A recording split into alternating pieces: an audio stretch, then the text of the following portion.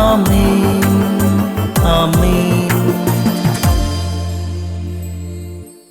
യേശുവിൻ്റെ ഏറ്റവും പ്രിയമുള്ള കുഞ്ഞെ, ഉത്തമഗീതം 6:12. ഞാനറിയാതെൻ്റെ ഭാവന എന്നെ രഥത്തിൽ എന്നാഥൻ്റെ അരികിലിരുത്തി.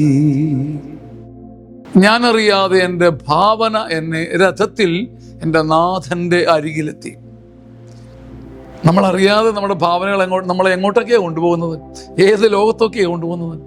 നമ്മളറിയാതെ ചിന്തിക്കാത്ത, ഊഹിക്കാത്ത കാലങ്ങളിലേക്കും ബന്ധങ്ങളിലേക്കും സ്ഫോടനങ്ങളിലേക്കും സംഭവങ്ങളിലേക്കും സ്വപ്നങ്ങളിലേക്കും നമ്മളറിയാതെ ഭാവന കൊണ്ടുപോകുമ്പോൾ ഉത്തമഗീതത്തിൽ പറയുക, ഞാനറിയാതെ എൻ്റെ ഉറക്കത്തിലും ഊണിലും സ്വപ്നത്തിലും എൻ്റെ പ്രജ്ഞ അറ്റി നിൽക്കുമ്പോഴും എൻ്റെ ഭാവന എപ്പോഴും എൻ്റെ പ്രാണനാഥനെ ചുറ്റിപ്പറ്റിയായിരുന്നു. ഓ, എത്ര മഹോന്നതമായത്! ഉറങ്ങിക്കിടന്നാലും ഏതുറക്കത്തിൽ വിളിച്ചു ചോദിച്ചാലും ഭാവന എപ്പോഴും അരുമനാഥൻ്റെ അടുത്താകാൻ ഒരു ഭാഗ്യം എനിക്ക് കിട്ടിയാൽ അത് എന്തായിരിക്കും?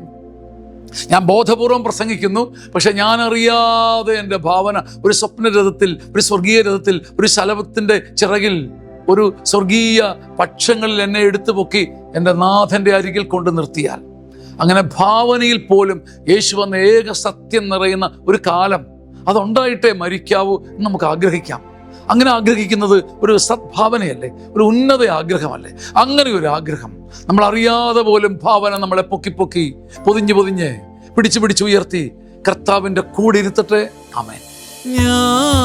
ഞാനറിയാതെൻ്റെ ഭാവന എന്നെ രഥത്തിൽ നാഥൻ്റെ അരികിലിരുത്തി. ഞാനറിയാതെ, തീരെ അറിയാതെ എൻ ഭാവന എന്നെ രഥത്തിൽ നാഥൻ്റെ അരികിലിരുത്തി.